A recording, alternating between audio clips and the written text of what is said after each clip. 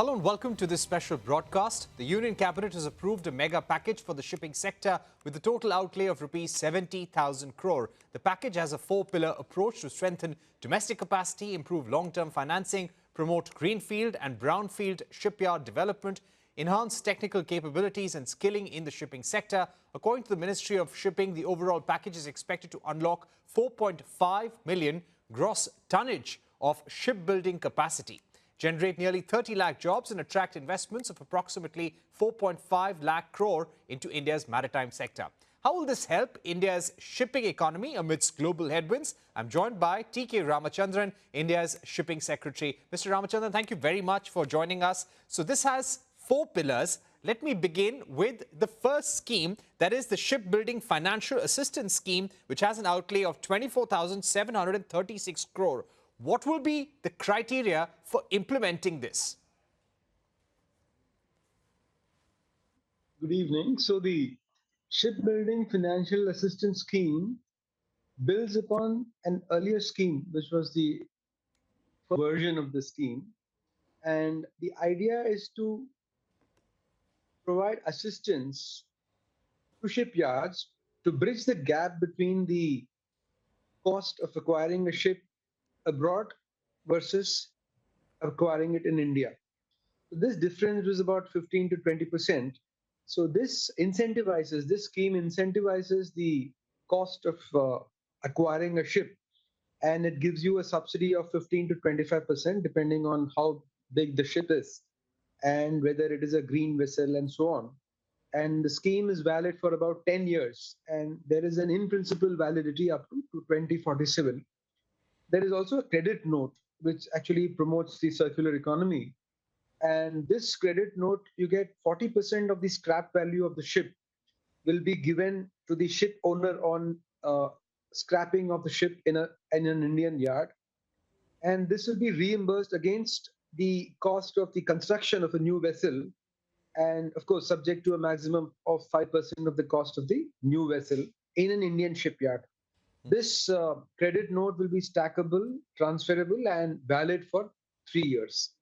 And of course, the last part of this first pillar is that you have a shipbuilding mission, which is also being constituted or put in place, so that it can the entire package can be implemented. Right. You also have a Maritime Development Fund, which is pillar number 2. And the important component in this is the Maritime Investment Fund of 20,000 crore that will be set up. Could you give us a sense of how this will incentivize ship makers in the country, allied sectors? There is also talk of private equity investors coming in, blended finance structures. How will this work? What do you really envision with this? See, one of the things that we found was the problem with the entire shipbuilding scenario in India was lack of finance, lack of appropriate tenure, and of course, higher interest rates. So this we addressed, as you must have heard in the media last week, by granting infrastructure status to certain classes of large ships which are built or registered in India. If they're built more than 1500 GT and registered more than 10,000. So this infrastructure status gave a boost to the debt part of it. But the fact remains that one of the reasons, like I said earlier, for the shipping industry not being a non-starter in India was that there was lack of finance. And so we've tried to do two things. One, like I said, the debt portion. The other is the equity portion. So we have brought in this MDF, the Maritime Development Fund, with a corpus of about 20,000 crores. Half of it will be, 49% will be contributed to by the government. The rest will come from the ports, from private funds and other international sovereign funds, pension funds, and so on. So that there is a corpus of about 20,000 crores spread over a period of about 10 years. And it can be much larger than that. And this can be then leveraged. So we expect that, about 7 times this will be the kind of investments that can be generated. And basically, investments into the shipping sector have not happened.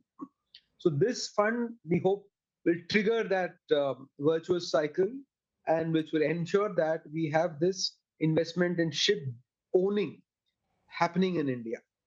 Earlier, the fact that you did not have adequate financing led to ships not being built, ships not being available, therefore chartering of foreign vessels, that leading to lack of capacity or lack of demand and in the ship for the shipyards, and then the shipyards therefore not building capacity. So it was a vicious cycle.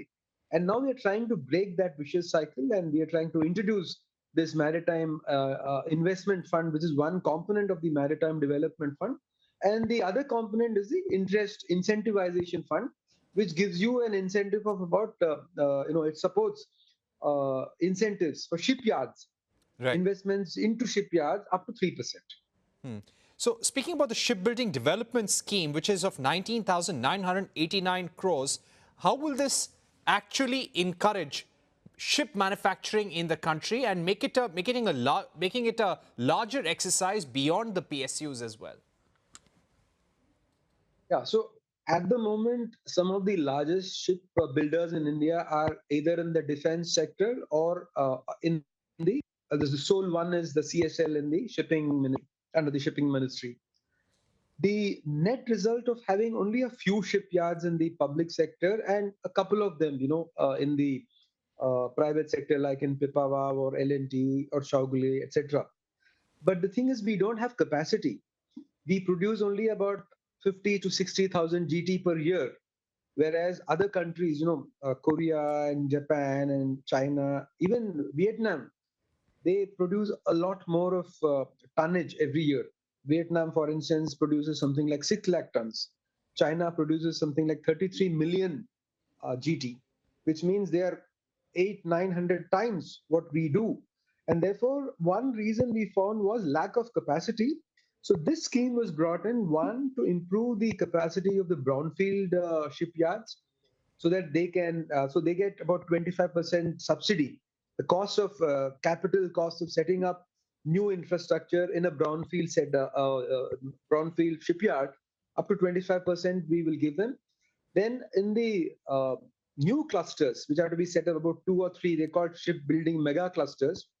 We have programmed to give about 3,000 plus crores per cluster, and this cluster will be jointly implemented with the state government. About 1,500 acres of land will be identified or have been already identified in many states, and the internal infrastructure will be provided. The seaside infrastructure will be provided. The external infrastructure on the land side, the state government or the MORTH and the railways will provide. There will be an SPV, and the process will then start with an anchor shipyard from one of the top shipyards in the world, and then a cluster around that, so that we also uh, kickstart the formation of a shipping cluster shipping ancillary unit cluster in each of these places. And therefore, we hope that the entire ecosystem which we were lacking, we used to import, or we still continue to import a large number of parts. So we can create this ancillary cluster within the that location, and we hope that this will enhance our capacities, so and we can build large ships. That is the idea. That is the idea. What kind of Yeah. interest do you expect with this, foreign investors and also domestic companies increasing their capacity and newer players coming in? What is the kind of interest you hope this scheme will generate? Oh, we've been, talking to stakeholders, and much of the inputs for the scheme came from the private sector, the other stakeholders, not just from India but from across the world. So we are very gung ho about the entire thing, because the kind of reception that we have received, these schemes, and these proposals have received during our consultations with the industry stakeholders over the last year has been phenomenal. And people from as far as America, UK, Greece, Japan, Korea, shipbuilders, ship financiers, investors, sovereign funds, pension funds, everyone has reached out. And in fact, some of them have signed MOUs and shipyards in India have signed MOUs.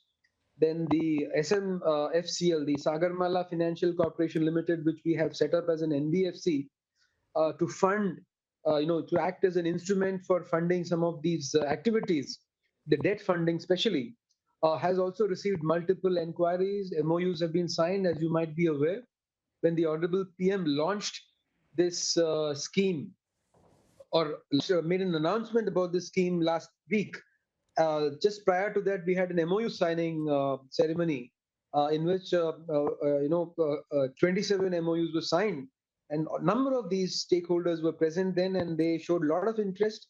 So I think the entire shipping sector is now agog with a lot of excitement, and I think over the next year we will see a lot of action, and even within the next month leading up to the India Maritime Week in the last week of October, we expect that, and the India Maritime Week in October itself has generated a lot of excitement.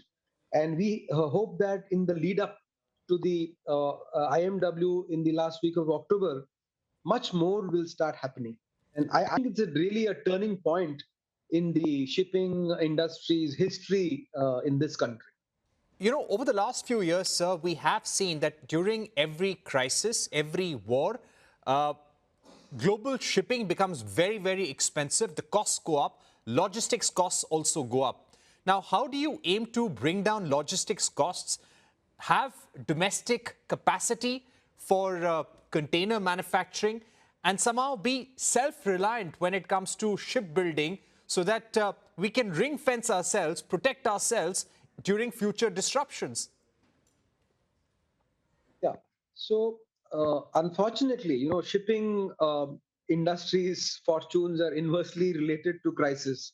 So when there are, directly related to crisis. So when the crisis goes up or blows up, then the shipping industry, it becomes the costs of shipping go up, and of course for the shipping industry it might be a good thing, but for logistics costs in general it is bad. So what we are trying to see is whether we can ring fence ourselves, which means one, we have to protect ourselves as far as shipbuilding capacity is concerned, which means we have our own ships and we are able to register, own, finance, build ships within the country, and we are not dependent on the rest of the world. And one statistic which is worth sharing is that 95% of our cargo at the moment, at the current in the current times, is moved on foreign chartered vessels, and therefore there is a need to de-risk this, to have our own fleets, our own ship vessels, and so on. So that is one part which we are trying to address. So ownership, financing, registration, and building. So that is one part of the cycle. The other thing is, of course, that our costs need to get reduced, and for that the access times need to go down. The availability of containers, like you rightly pointed out, that is another area. But we found that it's not the containers as much as the slots, availability of slots on container ships. And fortunately for us, the international crew, the container shipping lines, some of the biggest of them, have now started flagging in India. CMA CGM, for instance, has already flagged a couple of their vessels. Right. Similarly, other big ship container lines have also, promised to flag some of their vessels in India. So this will also become, this will start increasing in the next few months. And the reason being that the legal reforms that we carried out, the bringing in the new Merchant Shipping Act, the Indian Ports Act, and of course the Major Ports Act a couple of years back, and the Coastal Shipping Act, all of which happened in the last month.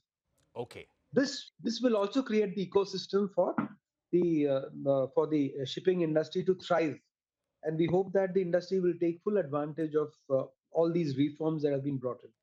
All right, Mr. Ramachandran, thank you so much for joining us on the program, giving us a complete overview on how these three schemes will help the shipping sector, how you want to make this a compelling, formidable power in the world, and also some of the reforms that the shipping ministry has been undertaking and the benefit that it can bring to the industry. Thank you once again for being with us.